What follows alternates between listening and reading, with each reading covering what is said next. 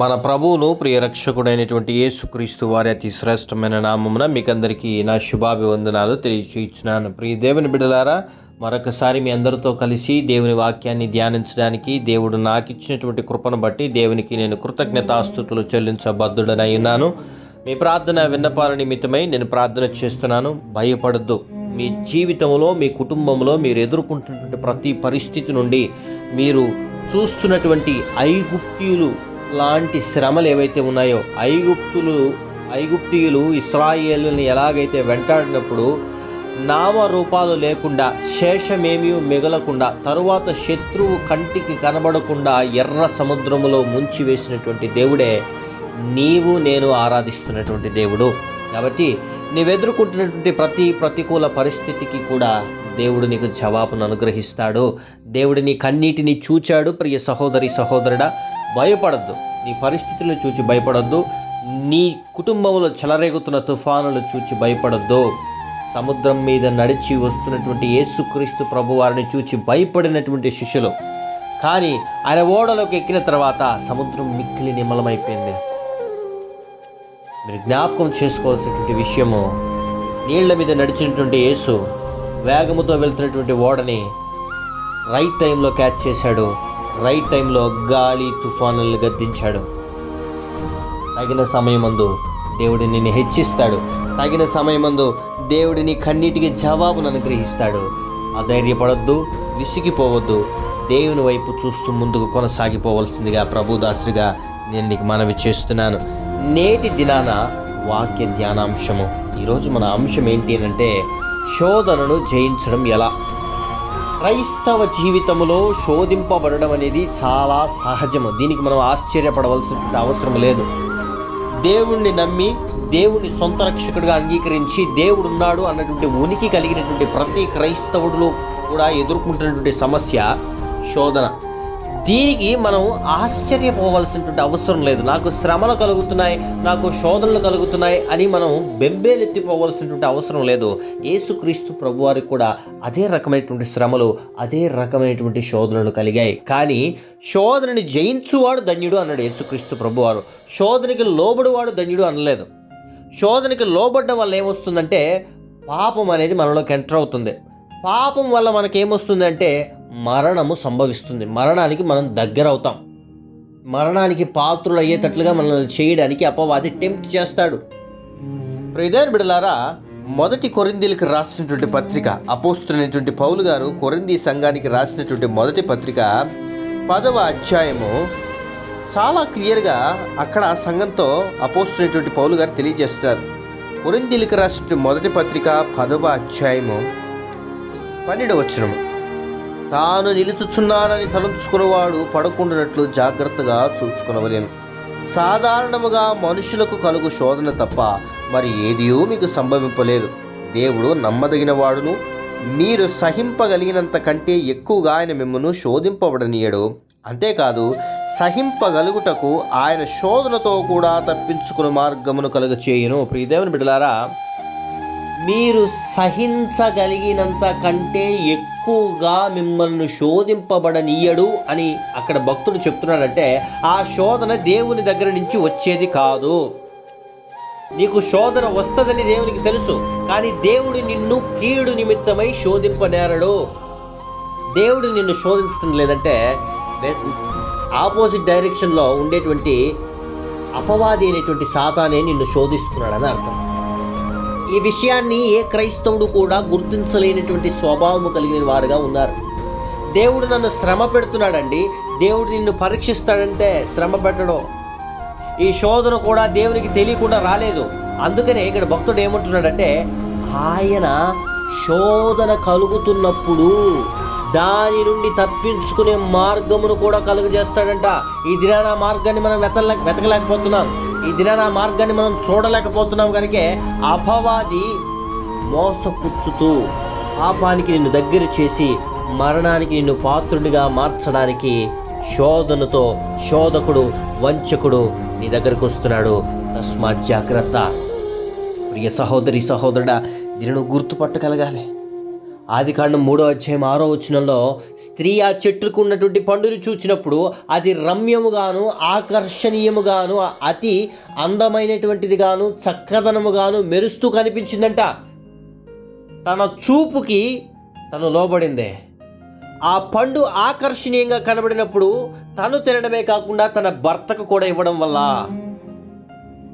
తన చూపుకు తను లోబడ్డం వల్ల, ఆ ఆకర్షణీయమైనటువంటి మోసపుచ్చేటువంటి ఆ రంగుకి, ఆ గుణముకి తను లొంగిపోవడం వల్ల పాపం జరిగింది. అక్కడ ఆ శోధనను ఆమె జయించలేకపోయింది.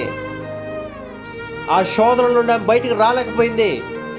దేవుడు చెప్పాడు, ఫలభరితముగా కలిగినటువంటి చెట్లు అన్నీ ఉన్నాయి, కానీ ఆ ఒక్క చెట్టు పండు మాత్రం మీరు తినొద్దన్నాడు. ఎందుకంటే వంచకుడు నిన్ను ఏ రకంగా శోధిస్తాడు. దేవుడు చెయ్యొద్దు అన్నాడంటే చెయ్యొద్దు. దానిని అతిక్రమించేలా నిన్ను శోధించడమే అపవాది దగ్గర నుండి వచ్చేది. దీన్ని గుర్తుపట్టగలగాలి, దీన్ని అర్థం చేసుకోగలగాలి. అప్పుడు మాత్రమే మన జీవితంలో ఒక పరిమాణాన్ని మనం చూడగలుగుతాం. క్రైస్తవులుగా మనం దేనికి భూలోకం మీదకి వచ్చామో, దేన్ని ఎలా జయించాలో, ఏది దేవుని దగ్గర నుంచి వచ్చేది, ఏది అపవాది దగ్గర నుంచి వచ్చేదని మనం అర్థం చేసుకోగలుగుతాం. ప్రియ క్రైస్తవ సహోదరి సహోదరులారా, ఒక ఉదాహరణ నేను మీకు చెప్తాను. మీరు ఎక్కడికైనా పనిబాటులను చూసుకోవడానికి బయటకు వెళ్తున్నారు. మీరు వెళ్ళేటువంటి సమయంలో మీరు నీట్గా రెడీ అయిపోయారు. ఇంక ఇంట్లో నుంచి బయటికి అడుగు వేసి వెళ్ళబోతున్నారు. ఇదే సమయంలో పెద్ద మోస్తారుగా వర్షం కురవడం స్టార్ట్ అయింది. ఇప్పుడు ఆకాశం నుండి కురుస్తున్నటువంటి వర్షాన్ని ఆపగలిగేటువంటి శక్తి ఎవరికీ లేదు. కానీ వర్షంలో తడవకుండా నిన్ను నువ్వు నియంత్రించుకొని, అంటే వర్షం నిన్ను తడిపి వేయకుండా నిన్ను కాపాడుకోగలిగినటువంటి ఉపాయం అయితే నీకుంది. అంటే వర్షాన్ని పడకుండా ఆపగలిగేటువంటి శక్తి నీకు లేదు, కానీ వర్షం నిన్ను తడపకుండా నిన్ను నువ్వు కవర్ చేసుకోగలిగినటువంటి శక్తి నీకుంది.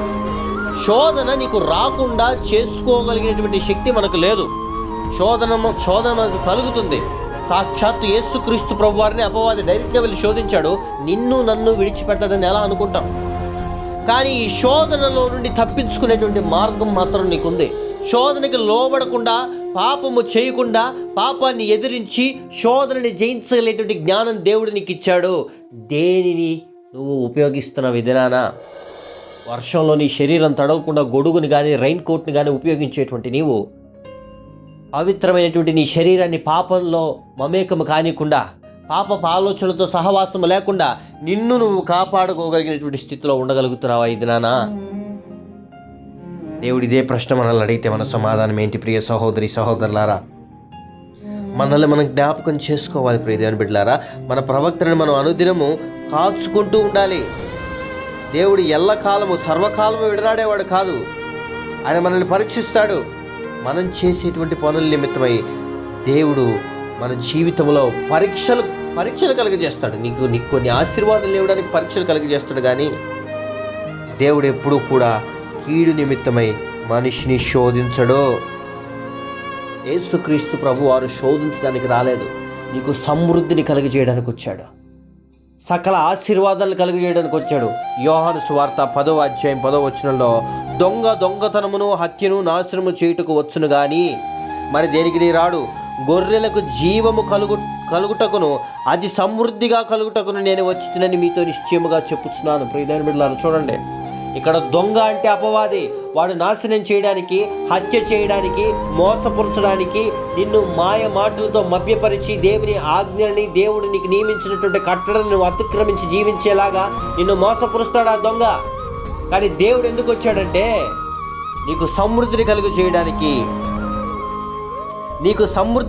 చేయడానికి వచ్చాడు ఈ భూమి మీదకి. ఆయన జీవము కలుగుటకును అది సమృద్ధిగా కలుగుటకును, సమృద్ధికరమైనటువంటి జీవితాన్ని నీకు అనుగ్రహించడానికి, జీవముని నీకు అనుగ్రహించడానికి వచ్చినటువంటి యేసుక్రీస్తు ప్రభువారు నేను ఎందుకు శోధిస్తాడు?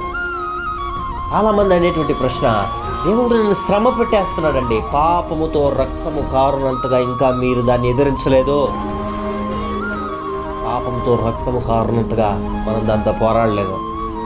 పాపంతో రక్తము కారునంతగా, ప్రాణము పోవునంతగా పోరాడింది యేసుక్రీస్తు ప్రభువారు. నువ్వెలా చెప్పగలుగుతున్నావు? నాకు పెద్ద శ్రమ వచ్చేసింది, నాకు పెద్ద ఆటంకం వచ్చేసింది, నాకు పెద్ద ఇబ్బంది వచ్చిందని శ్రమని శ్రమలాగా చూస్తే అది నిన్నేం చేయలేదు. శ్రమని నువ్వు పెద్ద సునామీలాగా చూసిన ప్రతిసారి కూడా అది నిన్ను కబళిస్తుంది. దేవుని బిడ్డలారా, వ్యత్యాసాన్ని గమనించగలగాలి, వాక్యాన్ని అర్థం చేసుకోగలగాలి. వాక్యాన్ని విని విడిచిపెట్టేటువంటి విశ్వాసాల జాబితాలో మనం ఉండొద్దు. వాక్యాన్ని విని అర్థం చేసుకునేటువంటి, దానికి అనుగుణంగా నడిచేటువంటి స్వభావము కలిగిన వారముగా మనం ఉండాలి. అప్పుడే అపవాది వేసేటువంటి బాణాలని మనం ఎదిరించగలం. అపవాది పెట్టేటువంటి శోధనని మనం తప్పింపబడగలం. అపవాది వాడేటువంటి ప్రతి మోసకరమైనటువంటి ఆలోచన ఒక బాణం లాంటిది. ఇది నేను అంటున్నటువంటి మాట కాదు. ఎఫెసీలకు రాసినటువంటి పత్రిక, అపోస్తలుడైనటువంటి పౌలు గారు ఎఫెసీ సంఘానికి రాసినటువంటి పత్రిక 6వ అధ్యాయము 16వ వచనంలో ఇలాగూ లిఖింపబడి ఉన్నది. నేను చదువుతున్నాను, దయచేసి ఆలకించండి. ఇవన్నీయుగాక విశ్వాసమును డాలు పట్టుకొనిడి, దానితో మీరు దుష్టుని అగ్ని బాణములన్నిటిని ఆర్పుటకు శక్తిమంతులవుదురు. దుష్టుడు వేసేటువంటి అగ్ని బాణములు ఎదుర్కోవాలి అంటే విశ్వాసం అనే డాలు నీకు ఉండాలి. ఈ దినాన దేవుడు అనుగ్రహించినటువంటి వాగ్దానాలని, దేవుడు అనుగ్రహించినటువంటి వాక్యాలని సంపూర్ణమైనటువంటి వివేకముతో విశ్వసించలేనటువంటి హృదయం కలిగినటువంటి క్రైస్తవుడుగా నీవు ఉంటే, అపవాది వేసేటువంటి శోధనకరమైనటువంటి బాణములను ఎలా ఎదిరించగలిగినటువంటి క్రైస్తవురాలుగా మారుతావు. దేవుడు నీ చేతిలోనే పెట్టాడు, అన్నింటినీ నువ్వు ఉపయోగించట్లేదు. నీ చేతిలోనే ఉంది పరిశుద్ధ లేఖన భాగం. దీంట్లో ఉన్నటువంటి వాక్యానికి అనుగుణంగా నువ్వు నడిచి విశ్వాస పరిమాణంలో ఎదుగుతుంటున్నప్పుడు, ప్రార్థనా జీవితంలో ఎదుగుతుంటున్నప్పుడు, ఏది దేవుని దగ్గర నుంచి వచ్చింది, ఏది అపవాది దగ్గర నుంచి వచ్చిందని చాలా క్లియర్గా గుర్తుపట్టగలవు. ఈ దినాలను నువ్వు గుర్తుపట్టలేనటువంటి స్థితిలోకి దిగజారిపోయావంటే వాక్యంలోను ప్రార్థనలోను ఎక్కడో నలిగినటువంటి స్థితి నీకు లేదు. జవాబు రావట్లేదని ప్రార్థనకి, వాక్యం చదువుతున్నప్పుడే అర్థం కావట్లేదని విడిచిపెట్టి వెళ్ళేటువంటి స్వభావము కలిగినటువంటి క్రైస్తవురాలుగా నీవు ఉన్నావేమో ప్రియ క్రైస్తవ సహోదరి సహోదరుడా. తస్మాత్ జాగ్రత్త. మోసపుచ్చేటువంటి అపవాది నిన్ను పాపములకు దగ్గర చేయాలని ప్రయత్నం చేస్తున్నాడు. యాకోబు రాసినటువంటి పత్రిక 1వ అధ్యాయంలో చాలా క్లియర్గా అంటున్నాడు, శోధన ఎలా వస్తుంది, బాధ ఎలా వస్తుంది, ఇబ్బంది ఎలా వస్తుంది అని అంటే, చూడండి ప్రియమైన బిడ్డలారా, 13 నుంచి 14 వచ్చినది. యాకోబు రాసిన పత్రిక 1వ అధ్యాయం 13-14 చూస్తే, దేవుడు కీడి విషయమై శోధింపబడనేరడు, ఆయన ఎవరిని శోధింపడు గనుక ఎవడైనను శోధింపబడినప్పుడు నేను దేవుని చేత శోధింపబడుతున్నానని అనకూడదు. ప్రతి వాడు తన స్వకీయమైన దురాశ చేత ఏడ్వబడి మరులు కొల్పబడిన వాడై శోధింపబడును. దురాశ గర్భమును ధరించి పాపమును కనుక పాపము పరిపక్వమై మరణమును కనును. దేవుని బిడ్డలారా, నీ శరీరంలో కలిగేటువంటి ఆలోచన నిమిత్తమై, నీ శరీరంలో రేకెత్తేటువంటి ఆలోచన నిమిత్తం, దాన్ని అనుసరించి నువ్వు అడుగులు వేస్తున్న దాని నిమిత్తమై అది పరిపక్వమై నిన్ను పాపములోకి లాగివేసి దురాశ గర్భమును ధరించి పాపమును కంటే పాపము మరణమును కంటుంది. ఇంటర్లింక్ చూడండి, నిన్ను ఆజ్ఞ అతిక్రమమే పాపము. పాపం వల్ల వచ్చి జీతం ఏంటి?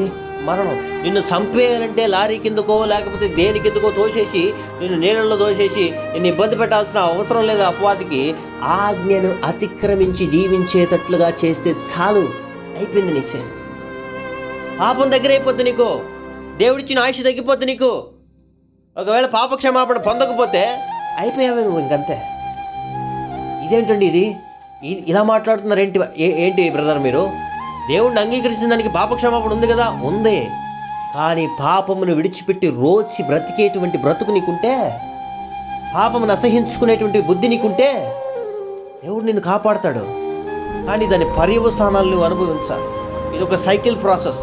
పాపం చేస్తే క్షమాపణ ఉంది, కానీ నువ్వు చేసినటువంటి పాపం నువ్వు అనుభవించినటువంటి శిక్ష ఉంది.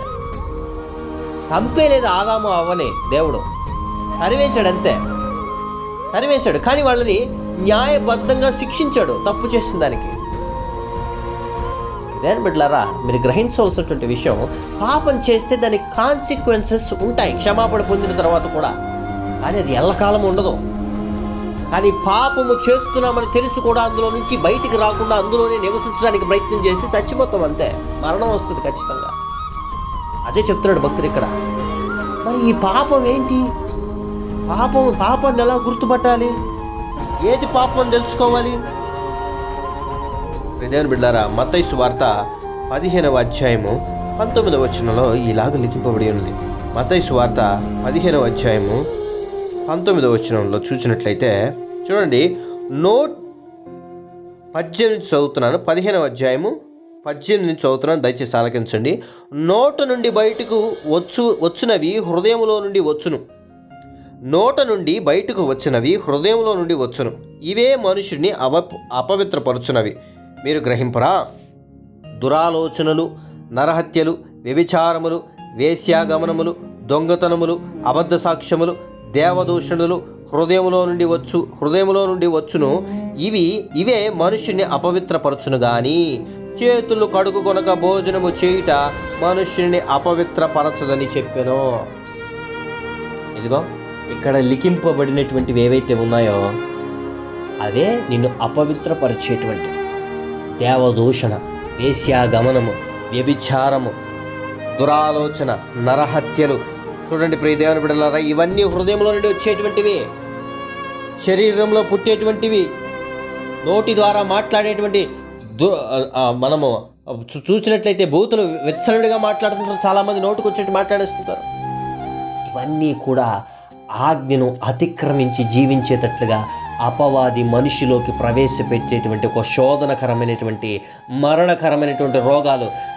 ఇవే నిన్ను అపవిత్రపరిచేవి, ఇవే నిన్ను ఆజ్ఞకి అతిక్రమంగా నడిచేటట్లుగా చేసేవి, మరణానికి దగ్గర చేసేవి. దీన్ని నువ్వు గుర్తుపట్టగలిగావా? ఎప్పుడైనా అపవిత్రపరిచేవి గుర్తుపట్టగలిగావా? ఇది నా దేవుడు నీతో నాతో మాట్లాడుతున్నాడు చాలా స్పష్టంగా.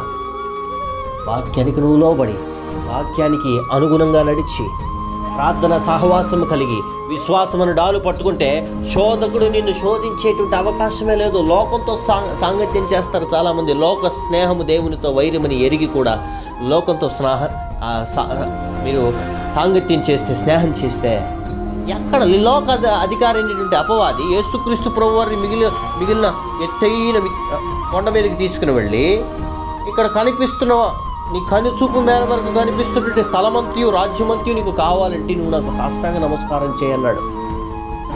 అంటే ఈ లోకం మీద వాడికి అధికారం లేకపోతే సాక్షాత్ యేసుక్రీస్తు ప్రభువారైనటువంటి మనుష్య కుమారునికి ఆ రకమైనటువంటి ఛాలెంజ్ విసరగలడా? ఈ లోకం మీద అధికారం కలిగినటువంటి వాని లోకములో నువ్వు మమేకమై వాని స్నేహంతో అంటుకట్టబడి జీవిస్తున్నప్పుడు వాడు నిన్ను శోధించకుండా ఎలా ఉంటాడు?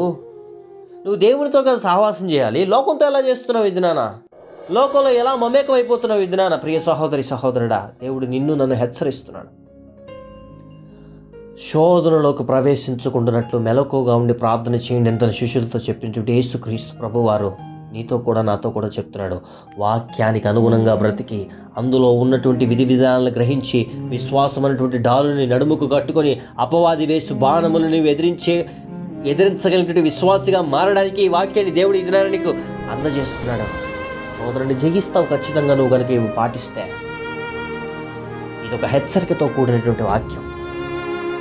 సోదరుని జయించడానికి దేవుడు నీకు ఆల్రెడీ మార్గాలను ఏర్పాటు చేస్తున్నాడు.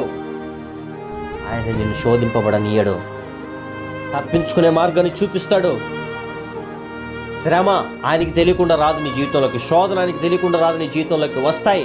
కానీ దేవుడు నిన్ను పరీక్షిస్తాడు. నువ్వు లోబడతావా, లొంగిపోతావా, ఎదిరిస్తావా అని. మనం మ్యాక్సిమం లొంగిపోతాం. లొంగొద్దు, పాపానికి దగ్గర అవ్వద్దు, మరణాన్ని కొని తెచ్చుకోవద్దు. పాప క్షమాపణ ఇవ్వడానికి దేవుడు సిద్ధంగా ఉన్నాడు. కానీ పదే పదే దేవుని గాయాలను రాపడానికి మనం సిద్ధంగా ఉన్నామా? తప్పు ప్రియ దేవుని బిడ్డలారా. శోధనని జయించగలిగినటువంటి వారుగా దేవుడు మనల్ని చేశాడు. అలా మనం బ్రతకడానికి ప్రయత్నం చేద్దాం. దేవుని కృప మనకు తోడయుండి శోధనని జయించే వారుగా మనల్ని మార్చి నడిపించి కాపాడునుగాక. ఆమెన్. ప్రార్థన. మా మేళ్ళన్నిటికీ కారణభూతుడైనటువంటి మా ప్రియ పరలోకపు రాజా, నీ ఘనమైన శ్రేష్టమైన నామానికి స్తుతులు, స్తోత్రాలు, వందనాలు తండ్రి. నీ ప్రియ బిడ్డలందరితో ఈ దినాన్ని నీవు మాట్లాడినందుకు వందనాలు. ఎంతమంది బిడ్డలైతే ఈ వాక్యాన్ని వింటున్నారో బిడ్డలందరినీ ప్రభానైనా నీవు శోధన నుండి ఎలా తప్పించుకునేటువంటి మార్గాన్ని ఎలా ఏర్పాటు చేసి ఉన్నావో, నీ పరిశుద్ధ లేఖన భాగాల్లో ఆల్రెడీ ప్రభానైనా నీవు లిఖించినటువంటి సంగతుల్ని అర్థం చేసుకుని అనుగుణంగా నడిస్తే ఎలా మేము బ్రతుకుతామో మాకు తెలియజేసినందుకు వందనాలు. అపవాది ఎంతమంది బిడ్డలైతే మోసపుచ్చుతూ ప్రభా వారి హృదయాన్ని కలవరపరుస్తున్నాడో, యేసే అతి పరిశుద్ధమైన నామములో వాడి క్రియలు లయమైపోవును గాక. ఇది మొదలుకొని నీ బిడ్డల పక్షాన నీవు వ్యాజ్యమాడమని ప్రార్థన చేస్తున్నాం. బిడ్డల పక్షాన జయాన్ని కలిగించండి. వారి ఉద్యోగ ప్రయత్నాల్లో అయ్యానని సఫలీకృతిని కలిగించండి. వివాహ సంబంధాల కోసం ఎదురు చూస్తున్న బిడ్డల జీవితంలో సాటి అయిన సంబంధాలు వచ్చి ఘనంగా వివాహాలు జరుగునుగాక.